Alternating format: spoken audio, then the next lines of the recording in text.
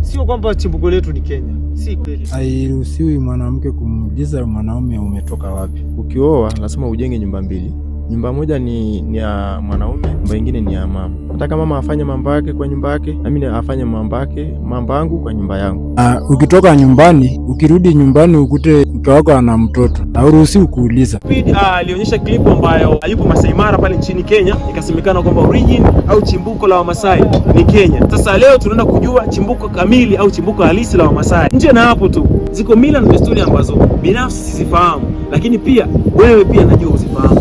Kwa mfano, unajua kwamba Masai anapokuwa ameoa, anapokuwa na mke wake, akai katika nyumba moja na mke wake. Lakini pia unafahamu kwamba Masai anapokuwa amesafiri umbali mrefu kwenda zaidi ya mwaka mmoja au zaidi hata ya miaka miwili, anaporudi nyumbani, anapokuta mwanamke wake ana mtoto, unafahamu nini ambacho kinafuata? Jambo la mwisho ni kwamba Masai anapokuwa ameondoka nyumbani, labda kakaa siku moja au kakaa nusu siku hajaonekana nyumbani, basi atapoonekana asubuhi haruhusiwi kuulizwa swali lolote kwamba ulikuwa wapi na ulikuwa unafanya nini. So stay tuned, naomba unifollow kwa ajili ya kusikia story nzima, origin pia na mila na desturi ambazo Masai wanazo.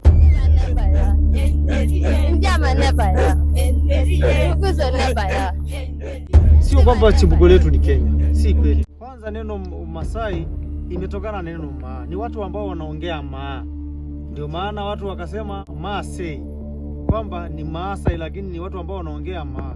Hawa watu ukiangalia chimbuko lao si Kenya kama watu wengine wanavyosema. Chimbuko lao ni Ethiopia, lakini Kenya walipita tu kama njia, na hata sasa bado tunatembea, tuko njiani tunatembea. Ukienda sasa hivi mikoa ya Pwani, Morogoro, Tanga kule bado wanatembea. Kwa hiyo sisi inaonekana baada ya miaka 100 ijayo tunaweza hata tuko Afrika Kusini. Sishangae kwa sababu sisi tuko katika kutembea sana. Tunaangalia, sisi tunahusika sana na mifugo. Watu wanapokuwa wengi mahali, lazima tuhame, tutafute maeneo ili kwa ajili ya kulishia mifugo yetu. Ndio maana hata Kenya tulipita kama njia. Baada ya kule Kenya kuonekana kama sehemu watu wamejaa, ikabidi tutoke tukaja Arusha. Sasa hivi tumeingia hapo Manyara, tuko Tanga sasa hivi, Morogoro, Pwani kule tupo. Baada ya miaka sio mingi tutakuwa hata kule mikoa ya kusini. Sishangae. Kwa hiyo sio kwamba chimbuko letu ni Kenya, si kweli. Lakini Kenya ni njia, na ndio maana hata Kenya watu wametawanyika. Wale watu wametawanyika na wao wanaongea ni Kimasai, lakini muda mwingine hata tuelewani. Kwa hiyo kumbe na wao imetokea katika kukutana, watu mnajikuta mmetengeneza ka lugha yenu wenyewe, mnajikuta lakini desturi na mila zenu ni zile za zamani za zamani. Kwa hiyo sio kwamba kweli chimbuko letu ni Kenya, si kweli. Hapa tumepitia tu. Kwa hiyo inamaanisha kwamba chimbuko la Wamasai ni Ethiopia. Ndio. Lakini sasa Kenya ilikuwa kama route au kama njia ya kufika Tanzania. Na labda naomba niweze kujua kidogo, kuna matabaka mangapi ya Wamasai? Yaani matabaka mbalimbali, labda kuna jamii na jamii labda ya Kimasai. Kwa hapo kwanza Wamasai tumegawanyika. Wamegawanyika, unaposema matabaka, wapo wa aina mbalimbali. Yaani kwamba Wamasai wapo wanaosimamia baadhi ya desturi na mila zao ni tofauti pia. Tamaduni ni tofauti pia, na wametawanyika katika maeneo tofauti. Ni kama tu unavyosema Wachaga.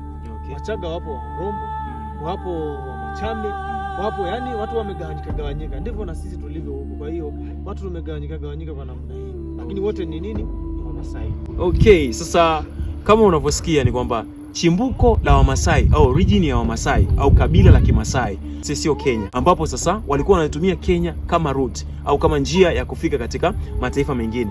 Baada ya origin au kujua chimbuko la Wamasai ni wapi, sasa zipo mila na desturi ambazo Wamasai wanazo, na hizo mila ni mila ambazo watu wengi wazifahamu. Sasa tukafahamu hivi, ni kwa nini Masai mwanaume anapooa akae nyumba moja na mke wake? Ina maana kwamba yeye atakaa nyumba hii na mke wake atakaa nyumba hii pamoja na watoto. Sisi Wamasai tunatumia mila yetu, ukioa lazima ujenge nyumba mbili.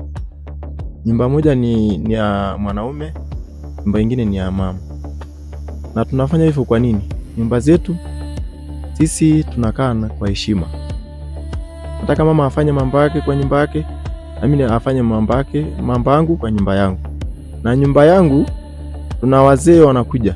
Na wazee lazima wakuja waingie nyumba yangu. Sio anaingia kwa mama, anaingia kwa nyumba yangu, tunazungumza ile tunazungumza. Alafu biashara ishi. Na hatutaki mama asikie ama tumeongea nini. Kwa hiyo desturi yetu ya kuishi kwa nyumba yako ni hivyo, kuwa na heshima, tuwe na heshima na watoto. Ingiane kwa heshima. Watu wageni wakija wanaingia sehemu ambayo mimi nakaa, ndio tuzungumze hivyo. Hatujaishia hapo tu. Sasa tunataka kujua kwa nini mwanaume anapooa au anapokuwa na mke wake, anapochelewa kurudi nyumbani, aidha akamaliza siku nzima au hata siku mbili na ikiwezekana hata wiki moja, atakaporudi nyumbani, kwa nini haruhusiwi kuulizwa alitoka wapi? Yaani sio utaratibu wa mwanamke kumuuliza mwanaume alikuwa wapi au alitoka wapi. Hairuhusiwi mwanamke kumuuliza mwanaume umetoka wapi. Lakini mimi mwanaume naweza nikamuuliza mwanamke ulikuwa wapi hapa muda huu. Kwa sababu mimi naweza nikatoka nikaenda kwenye sherehe fulani, nikakaa huko au nikalala huko. Kurudi nyumbani hakuna ruhusa ya mwanamke kumuuliza jana ulikuwa wapi. Hamna. Kwa kawaida yetu hairuhusiwi, lakini mwanaume anamuuliza mwanamke ulikuwa wapi. Saa 12 hata ikifika unaruhusiwa kumuuliza wapi wapi mpaka sasa hivi. Okay, kwa hiyo sasa ni kwa nini sasa mwanamke asiulize kwamba mume wangu ulikuwepo wapi? Ni kwa sababu gani? Ni ile mazoea ambayo hatuna na yeye. Ndio maana hata unaona hata kila mtu anakaa kwa nyumba yake. Okay, kwa hiyo pia ni sababu kwamba ndio maana mwanamke anakaa peke yake na mwanaume anakaa peke yake. Kwa hamna ile mazoea ya kuulizana bana ulikuwepo wapi, si ndio maana yake? Hapana, maana hiyo mazoea hatujajengeana hivyo. Okay, sasa ina maana vipi kuhusu labda chakula, akipika chakula afu wapo nyumbani inakuaje sasa? Chakula akipika lazima aniwekee ndani. Kwa hiyo nikija naikuta hapo. Na nisipokuja hata nitaikuta tu hiyo siku nitakapokuja. Kwa hiyo inamaanisha kwamba nyumba ya pili au nyumba ambayo anakaa baba inakuwa iko wazi. Ina maana kwamba mwanamke atakapopika chakula, ile bajeti yako lazima aichukue kile kiasi chako cha chakula apeleke nyumbani kwako hata kama haupo. Ndio maana lazima atakuwa na kifunguo. Kwa hiyo atakapopika chakula, maana ajui muda nitakuja. Sasa nikaja saa 6 usiku, sina haja ya kuamsha. Naenda nafungua nyumba yangu, nitakula chakula yangu hapo hapo. Ina maana vipi kuhusu watoto sasa? Wenyewe wanakuwa wanakaa kule kwako kwa baba au wanakaa kule kwa mama? Kuhusu watoto wanakaa kwa mama tu. Anakaa kwa mama. Mimi nitakaa kwangu tu peke yangu. Na kama labda naweza kuwa tu kama siku labda najisikia kama nauma. Kama kuna kijana wangu wa kiume, naweza nikamuita nikakaa naye.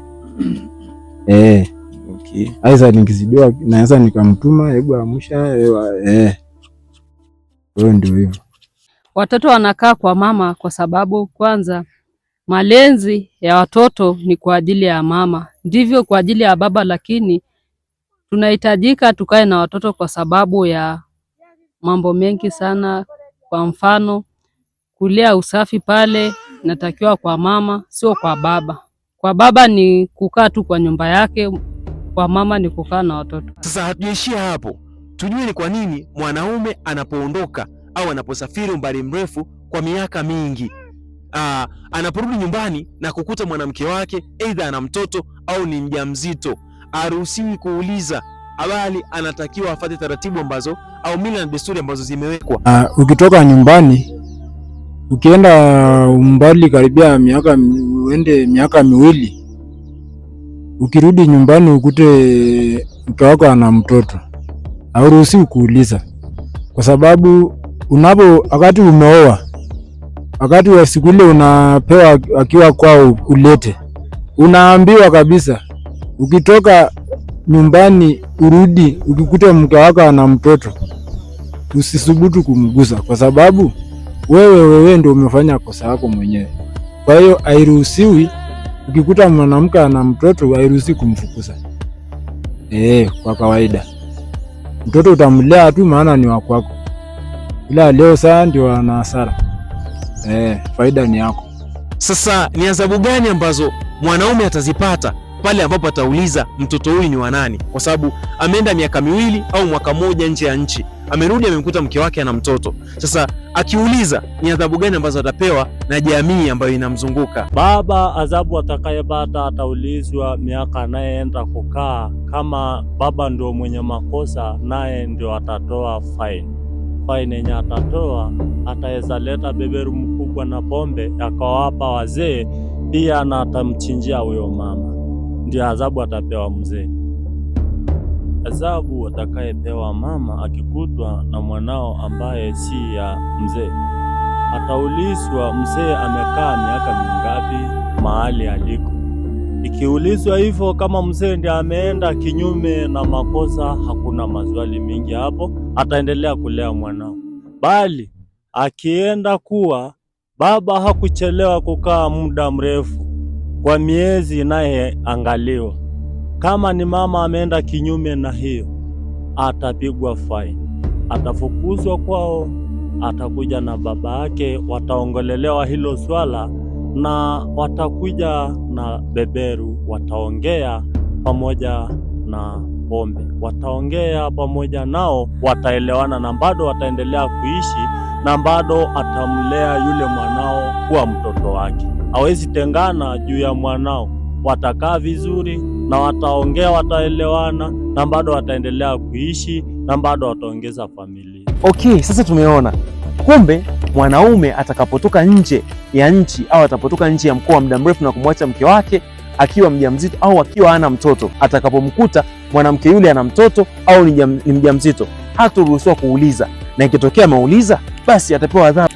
Hayo ni machache ambayo tumejifunza kutokana na kabila hili la Kimasai, lakini sasa zipo mila na desturi nyingi sana ambazo tunahitaji kuzifahamu na kuzijua zaidi ambazo tumejifunza. So karibu Arusha, karibu katika mkoa ambao umebarikiwa kuwa na kabila moja kubwa ambalo lina mila na desturi ambayo ni nzuri na zinavutia. Kama mlivyosikia, watu wengi wamezungumza, watu wengi wameongea, na wewe ambao ulikuwa ufahamu mila na desturi hizi, angalau sasa umeweza kuzifahamu na kuzijua. Lakini ili uweze kuzifahamu zaidi, karibu Arusha, karibu Tanzania, karibu Kilimanjaro, karibu Serengeti, karibu sana Arusha. Tunawapenda sana.